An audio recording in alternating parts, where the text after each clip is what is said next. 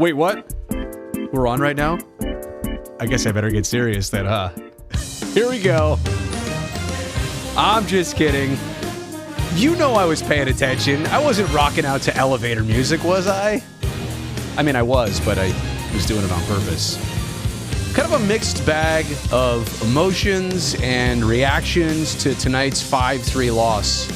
5-2 loss to by the Sharks. Whoa. Might want to get the score right, Brazil, if you're going to do a live stream.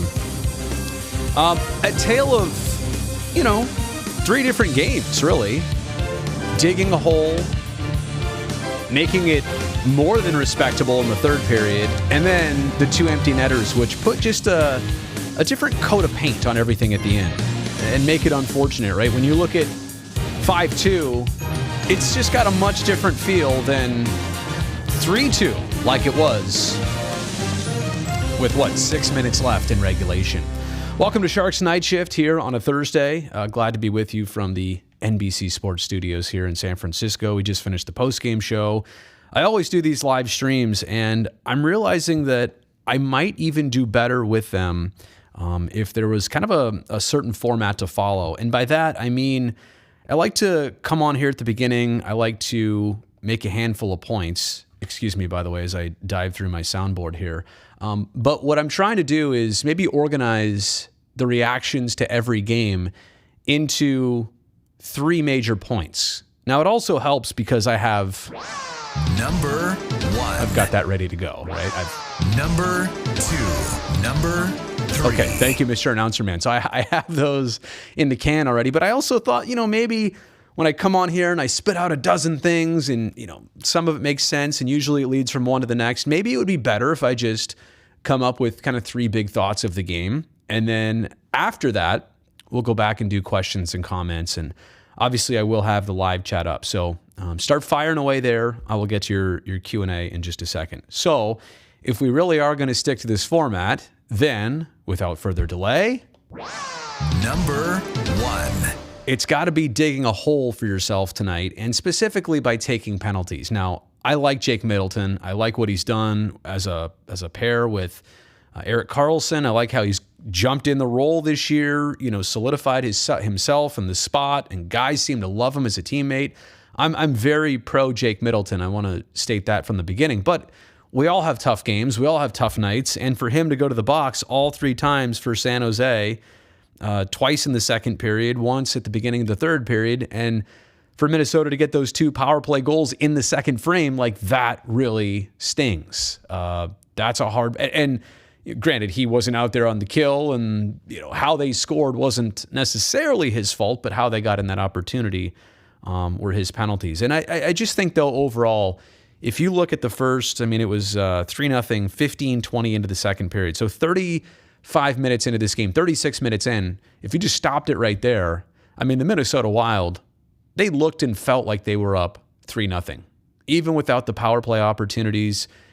If this were a football game, time of possession would have greatly favored Minnesota. So it looked and felt like a 3-0 game at that point.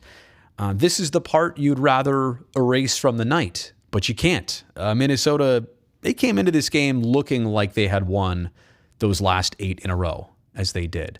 So, you take a look at Minnesota being the hottest team in the league, now 19 wins on the season, 39 points. Cam Talbot in goal, part of their equation, not to mention they've got multiple scoring threats. But, for the Sharks, coming off a big win, having this extended 7-game homestand, you just wish that the game would have started better so that you could put yourself in a more opportunistic position. I thought when it was 1-0 after 20, the mentality was this: the Sharks do a good job at managing even deficits, right? They don't let usually 1-0 in trail turn into 2 or 3-0. They did that tonight. And I feel like that was really the game changer right there, was the second period, more so than any frame of the night. So, Number 2. The third period push, I thought, by San Jose was their statement. You can't even say this was a statement loss, because through the 60 minutes, I don't think they, played well enough to kind of earn that. I just think in the third period, that was a statement period. So not a statement game, not a statement loss, but a statement period by San Jose. And, after Dahlin got his 8th goal in the season, which, by the way, was his first goal since November 18th, there's a guy that needed it. Had a great game, had other great opportunities. I'm glad to see that he got rewarded for it.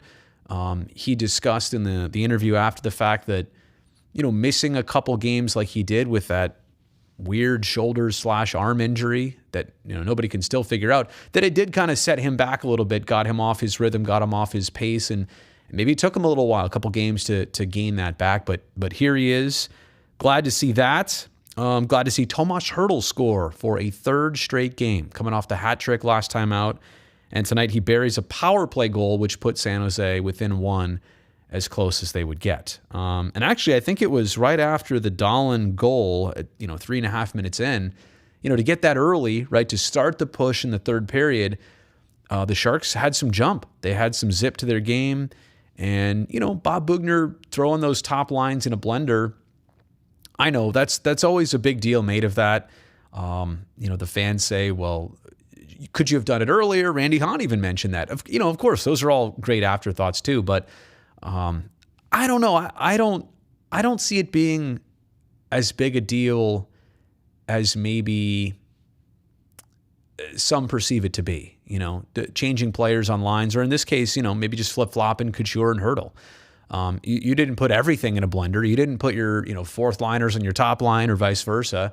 I just think when we talk about coaches, they only have so many tricks they can execute in a game. You can't remake your roster. You can't remake your strategy middle of the game. So all you really have, besides determining, rotating lines, who's in and changes and all that stuff, all you can really do is change your lines up a little bit. And these guys have all played with each other before. Their team style is not that different. So I'm here to say, yes, it worked and it was part of it, but I've seen it happen sometimes where that change equates in nothing too. It's not always a guaranteed thing. That's probably what I'm trying to get at here. But I do think it was a great move by Boughner. I thought, if it was just that, or if it was a couple things, or if it was just an overall mentality change for the Sharks in that third period, it did make a difference. And to outshoot the Wild 19-9, and to have the period look like that, especially after Minnesota had a comfortable, cushy 3-0 lead, to kind of evaporate that, I thought was a big deal for the Sharks. But too little, too late. And also here, as part of point number 2, those empty netters by Greenway, his second of the game, and Kirill Kaprizov now has, 5 million goals this season? 4-2 and 5-2 all of a sudden put a different coat of paint on this game. Because when people wake up tomorrow and they see the box score, or they just look at the final score, or no, they don't wake up tomorrow. They look at Twitter tonight and they see the final score. It's not, 5-2. Is that reflective of really who is the better team tonight? Minnesota was for a full 60. There's no doubt. But to a 5-2 score, maybe 4-2, maybe even 3-2, but 5-2 just doesn't feel like the right final score. So, not that it matters. Empty netters are what they are, but part of our discussion there. Okay. Number 3. Number 3 is Brent Burns, individually playing in game 624 in a row as a San Jose Shark. Now, that ties him with Patrick Marleau's franchise record. On Saturday, when Burnsy takes the ice, he will have played the most games in a row by any Shark in team history. And when you think about he and Patrick Marleau, 2 different players of different positions, different styles, mentalities, attitudes, body types, 2 different skill sets, it's not really fair to do the apples and oranges side-by-side comparison, but equally impressive. To play 624 in a row and never have the flu get you, never have, I don't even want to mention ailments, right? A twisted limb, a shot block really hurt you the next game, or whatever. You can imagine the type of game that Burnsy plays, the lifestyle he leads. He's a very active individual in all senses.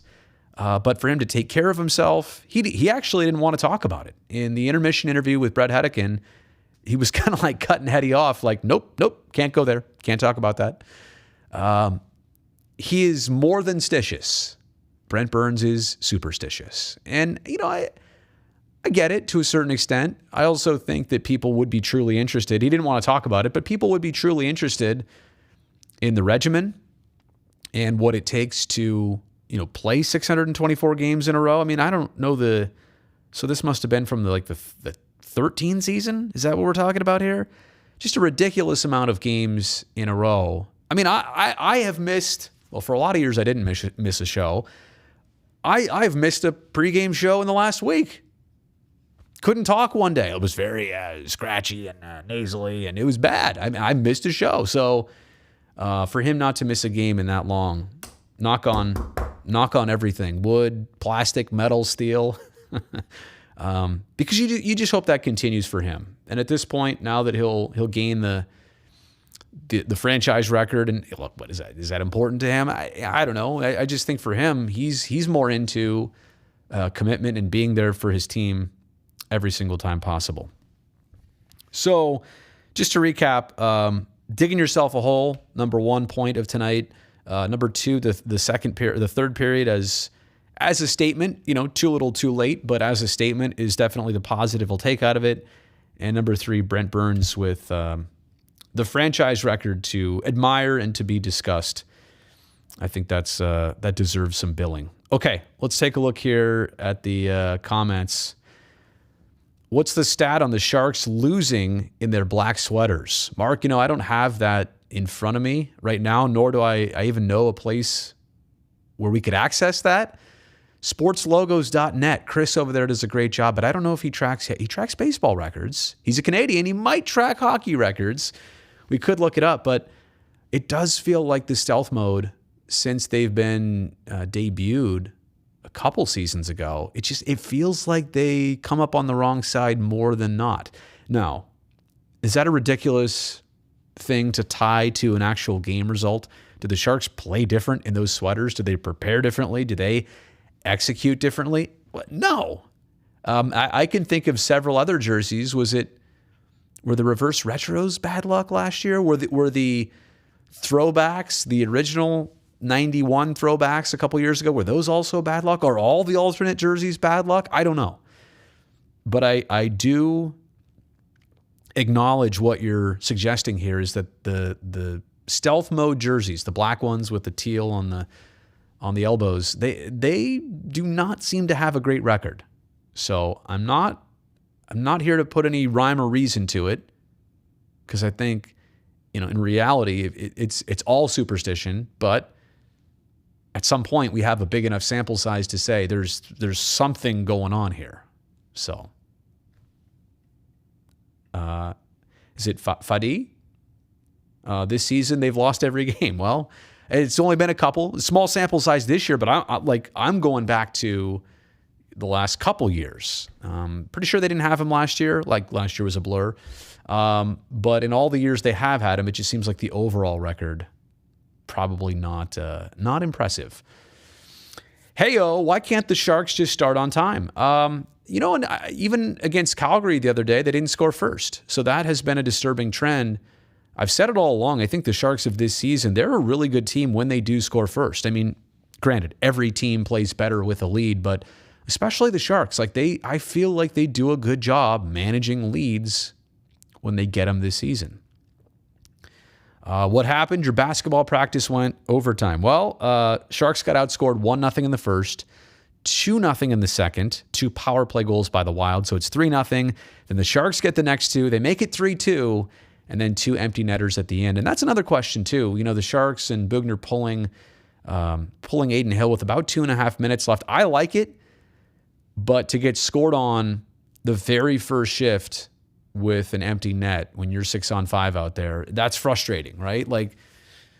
Some people will say it was 2.5 minutes too much to pull the goalie. I don't think so, but I understand it. I understand the other side of the debate. I think 60 seconds is too little for pulling the goalie, especially in a game like this, a tough Minnesota team.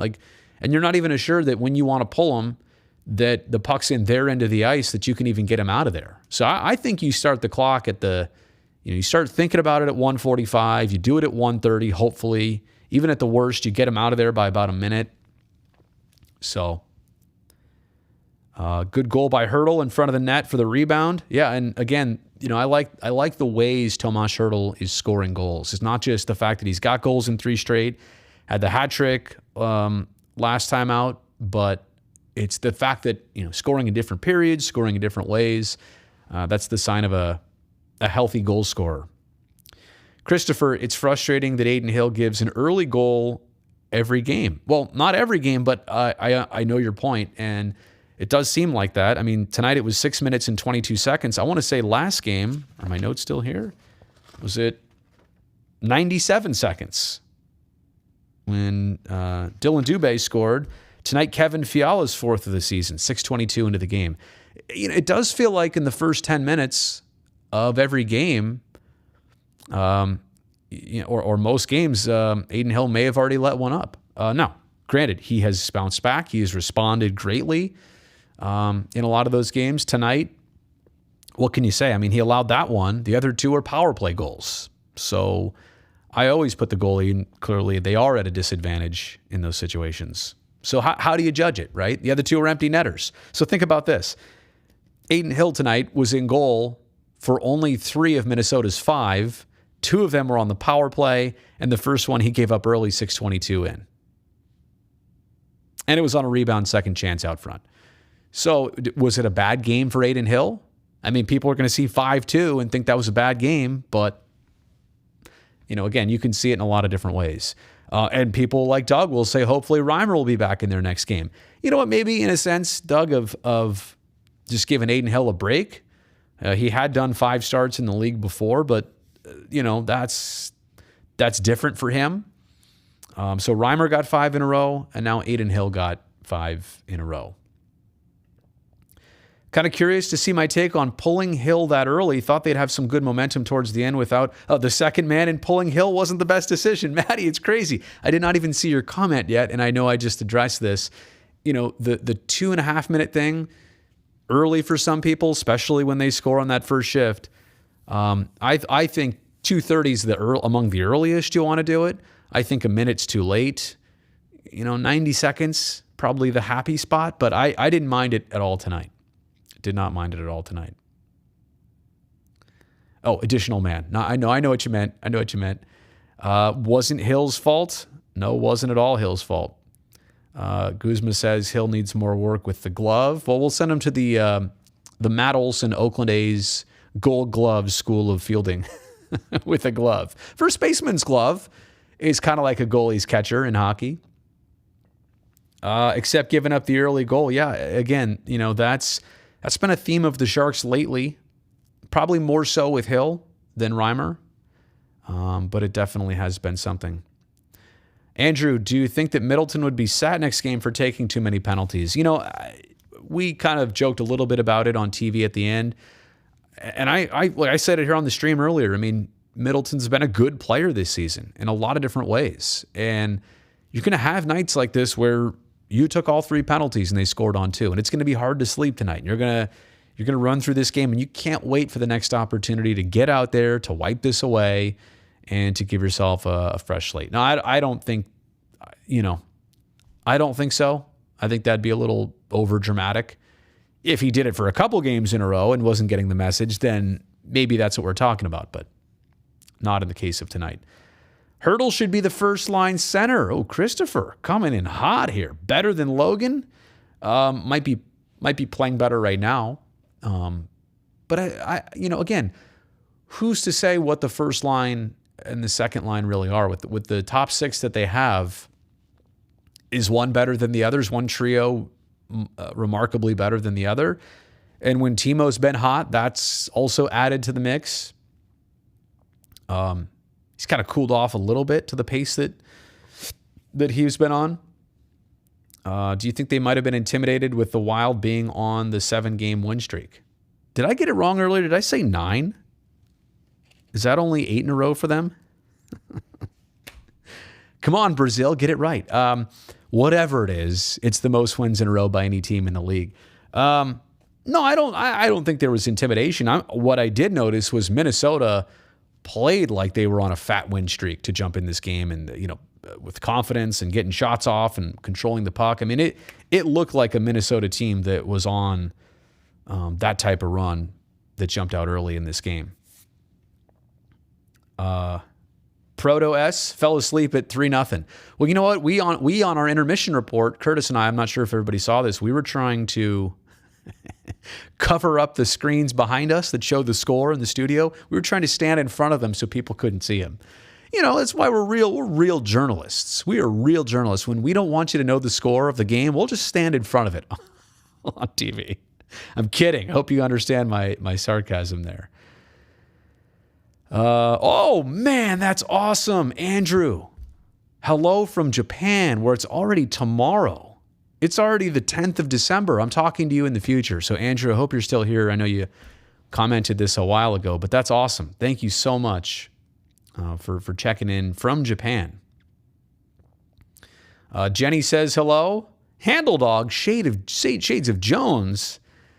I don't know about that. Matthew, the Sharks played a great game. They had 2 bad periods, but then they had a great third. But, I'm glad the Sharks this season can go on some winning streaks. Okay, I'm a glass half full guy. I think you might even be more so than that. I think it was overall, if you're looking at the total math, it was just an okay game. You can't have just one good period. And, I mean, even in that period, each team had 2 goals. You didn't even outscore them in the third. But empty netters, I know. But, had the Sharks shown a little bit of this in the first and second, I know. LeBanc hit a post. There were some other chances. Dahlin had some. Timo had one on the doorstep. But had they buried any one of those, and made it a 3-3 game at the end, okay, then I'm telling you, Sharks couldn't be happy with their effort. I just think tonight probably can't be happy with their overall effort. They can be happy with one period. Can be happy with the response. Again, it does send a message. It does establish that this team, right? They've already beat Minnesota 4-1 this year. They beat Calgary twice this year. They beat a handful of first place teams. Beat Carolina, who was a top team in their division and the conference when they played. The point here is that the Sharks have the capability to play up to the level of the best teams in the league. Maybe not every single time out, and tonight was an example of that, but they can do it. And they could do it even tonight in that third period alone. Too bad it wasn't just more periods and more portions of the game. Good seeing Reimer on the bench. Worried about him. Whatever bug he's caught, I totally agree. I think that's a good sign, and that would probably make you think that next game is his start. Over under for 60 points for young Timothy Meyer. He was at 24 already recently. So, I mean, I'm going to hope it's over. I'm definitely going to hope it's over. You're welcome for the recap. I wish it were a better storyline. I wish I had more to add to it, but hopefully people like the top 3 format. Sorry, Sharks fans, but we'll be trading Steve Dangle for Brody. What you Leafs fans want you're done with Dangle? Did I say hoe cake? I don't believe so. Although I'm not great at speaking, even though that is my profession. Sharks and Wild fan who went to the game today. Wow, that's an interesting combo, Clark. Super fun to watch. I think rebounds were the roughest thing today. Yeah, probably for both sides. Honestly, for Talbot and for Aiden Hill. Kevin Fiala's goal on a rebound. The Joel Eriksson Ek goal was on a deflection from a point shot. So, again, not a second chance, but a deflected puck. Greenway's wrister coming up the ice. Nice pass by Fiala. So there wasn't a rebound there, but Dahlin was a tip, and Hurdles was a rebound. So, yeah, a lot of tips and rebounds tonight. That was definitely the flavor. Do you think LeBanc will get some heat under the skates again? It did seem like he was more willing to shoot tonight. I think that's going to be part of the equation for him. He's a goal scorer, and you just got to get him effective on the power play. You need to get the power play more effective. And I know they got one tonight with Hurdle, but the Sharks are not even drawing enough penalties. We could talk about their power play execution and, separating Burns and Carlson. How about this season? The Sharks have just not been getting on the power play enough. You know what? Let me make a separate video on this. Let me clean the slate here. I would say of the Sharks season, there are a couple underlying themes, things that are not, inherently obvious. They don't really pop out at you unless you watch every game and you look at the stat sheet and you cover these games. Actually, maybe three things. I'm gonna name three things that are underlying themes of this season. Number one is the team does actually miss a lot of shots per game. Don't have the stat right in front of me. Brazil probably should have done that if I'm going to make this statement, but check them out for yourself. They have a lot of games where you look at their shots on goal, fine. You look at the amount of attempts they had blocked, fine. But the amount of missed shots that they weren't even aimed at the 4x6, it does feel like there's usually a significant amount after games. Now, you put those on net, there are more chances, there are more work for the goalies, there are more rebound chances, it's just more opportunities. So that's one of them. Second one, and I know that was a negative. The second one is that this team is among the NHL's team leaders in block shots. Mario Ferraro is the number one shot blocker in the NHL. Takes commitment, takes courage. Certainly you hope that nobody actually pays a price other than bumps and bruises. But that on the positive side. Now, some people are in the school of thought that you don't want to be blocking a bunch of shots. You want your goalies to be seeing those shots. But I'm here to say, as of late, when there's really been a surge of shot blocks for the Sharks, they've been getting wins. Their goalies have been posting, good stats, goals against, and save percentage. So the chemistry on this team with their goalies does seem to work okay when they're blocking shots. So that's another one that's not obvious. It's kind of an underlying theme. But the third one that is probably the most obvious on a game-to-game basis is power play chances for the Sharks. They're not drawing enough penalties this year.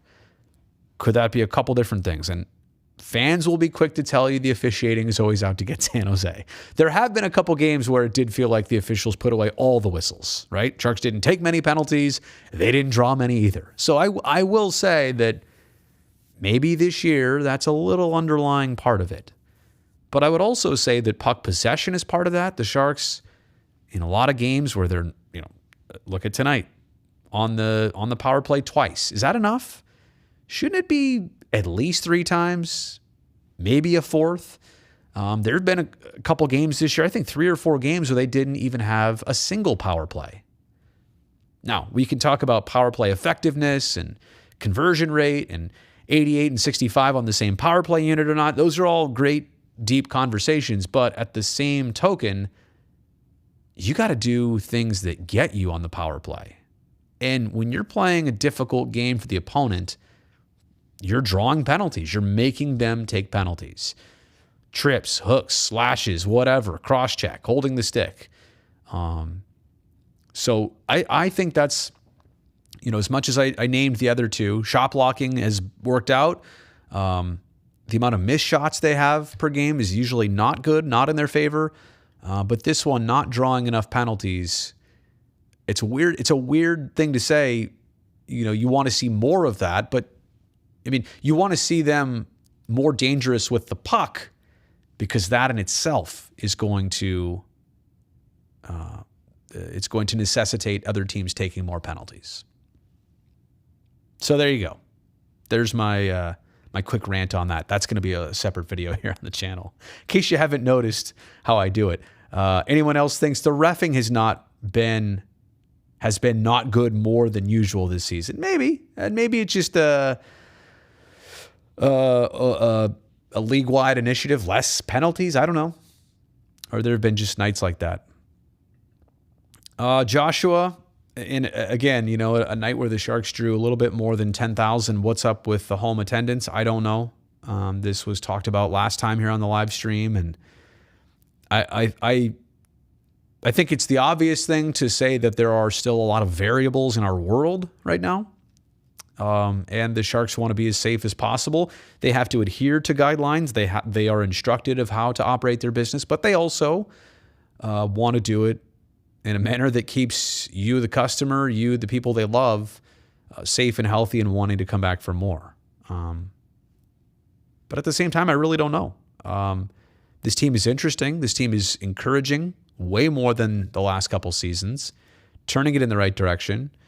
Does it take a run by them to ignite the fans to really come back? Or are there other barriers that are out there, and the fact that we are still in a pandemic? To me, that seems like part of it. David, watch all the games. They totally miss way too many shots. Make the goalie make a save. I think it's two things. Make the goalie work, but also at the same respect, create more chaos, right? Rebounds, tips, second chances, stuff like that. There you go, Maddie. The last two games, and if I'll trust you on the stat, the Sharks have missed about 32% of their shots. What's my assessment of Bob? I've been asked this before. I think he's a great communicator. I think the players have bought in. I mean, look, the culture and the mess of things that were happening, I think, in 2019 into 2020, and then, they're all separated. And it's just like, wow. He has dealt with some of the most unconventional Sharks situations in recent years. And I think for him to calm everything down, for him to get a team that's excited to come to the rink, that likes each other, that has got some positive things going on, I think that in itself speaks volumes. You could talk about wins and losses, results, this and that, and those are important. Those are ultimately what keeps you the job. But I think from my perspective, until you get to the end of this season, his first full real season behind the bench with this team, then I think I like the themes I'm seeing, and I hope that they continue, and I hope the results come. Okay, I can't wait to comment on this comment. You love the Bic 4-color retractable ballpoint pen. Can I just point this out here? Oh, great camera focus, by the way. So that's what this is. This is the pen a lot of you saw probably in the 80s and 90s. Is this like an 80s? Maybe it's a 70s thing. Maybe it's an earlier thing than that. I don't even know the full history. I just remember when I was a kid, I saw these and I thought these were the coolest thing. Tonight's score sheet, definitely not a good example of pen usage by me because it's all in blue. But a lot of times when I'm scoring a baseball game, when I'm doing hockey, it's the chance for me to write out most of my stuff in blue. Then, for example, if I want to, circle the goal scorers in red, I'll just do that here. This greatly helps me at the end go identify things. Having 4 colors on one pen is the ultimate broadcaster tool. These pens are so coveted, by the way, that my colleague Curtis Brown has been begging me to give him one of my dozen. I have a box of a dozen, and these things last forever. I'm not even kidding you. I must have done 70 to 80 baseball games, 2 score sheets, all, tons of ink. These things, like, they do not run out of ink. They don't make them like they used to, I guess. So these are actually the ultimate pens for broadcasters. There's no question about it. More broadcasters than you think. A lot of play-by-play announcers use this pen for that reason I was talking about. You can quickly change colors. You can identify stuff. You can really color coordinate and lay out your, in my case, chicken scratch here. You can lay this out in a way that makes sense to you. So I have to say, I get a lot of comments on the old Bic 4-color retractable pen. And by the way, for you young kids, have you not seen how this works? Like it's red right there, right? You want red to come out? Oh, hold it in front of my face. Red to come out, you just pull that down. You want green to come out? Look at that. Green comes out. You want black? Black comes out. So, yeah. This honestly is one of the best tools for broadcasters. If you're getting into this business, do yourself a favor tonight. Go on to whatever your favorite website is that sells these. I think a box of a dozen, maybe like $15. You'll have these for like 2 years. and you'll love them and you'll use them. So, broadcaster's favorite pen, this guy right here. That's going to be a separate video too, by the way. I've been meaning to do that video. Tons of ink. Tons and tons of ink. Oh, Brody, I will get... Yeah, you know what? Oh, thank you so much, Mark, for reminding me what time it is. I love you too. I don't know you, but I love you for saying that. Nurses rock those pens all day. Guess it makes sense if you're color coding. Yeah, if you need to be organized, you definitely need these pens. Yeah, they were the best in school. What is this comment here? SAP Center's almost 30 years old. Google is taking over the parking lots, brand new arena in San Francisco, and we need one of your teams since y'all took the... Oh, a Handle Dog is trying to make a play for the Sharks to move to San Francisco? Come on. Is it like that? Wow, Maddie, going back on the stats hard, last 5 games, 159 shots, 64 missed. Wow. 42%. Maddie, thank you for... I might just edit this in later. I think I will do that. Thank you for coming up with the stats that I should have looked up before coming on here live. I felt like these numbers that you're pointing out, I felt like this is what they were, but this does seem like a relatively high percentage. It really does. You missed the game. Is it worth watching? I would say tune in. Tune in when it was 2-0. Watch Minnesota go up 3-0, and then watch our second intermission report, one of our best, and then watch the third period, because that'll give you don't really need to watch. You don't need to watch the first and most of the second. I need a sponsorship from Bic now. You know what? I will take a sponsorship from anybody. Actually, I think I might do that here on the channel. If there's somebody who wants to really get their brand out there with hockey and baseball fans, I will work hard to reward you. Oh, Felix, working on the Discord server. Oh, got to hit you up on Twitter, Felix. You know what? I saw your message earlier tonight. I will get back to you, buddy. I apologize. And thank you for putting in the work already. I saw somebody else's Discord server today, and I was highly interested in it. So, Felix, you're an all-star. Can I also say, Maddie, you have great comments here on a regular basis. I don't mean to single people out here. Dr. GTI 16V, you're here a lot. There's another fan here. I'm just going through the chat here. Oh, Caker Girl. Caker Girl is here a lot. I always appreciate that. A's Raiders Dub Sharks. You're a good one here. I always appreciate you. Sharks made it interesting. Couldn't finish. Common themes. Yeah, remind you of the Rangers game? I don't know. That was a 1-0 shutout by New York. You know, Sharks did break the ice in this one. They in the Ranger game they allowed 1. I mean, that's going to happen. But to dig yourself a hole, especially on power play goals by your opponent, that's the frustrating part. Do I see Houston getting the Coyotes? I'll tell you what. It's an interesting scenario. Everybody's talking about their, paying off the Bills thing so they can stay in their building right now. But there's the whole other part of it that Glendale has already told the Coyotes that next year they don't want them playing in the Gila River Arena. So I'm not exactly sure where their home is going to be even as soon as next season. There's a lot going on there and a lot to figure out. All right.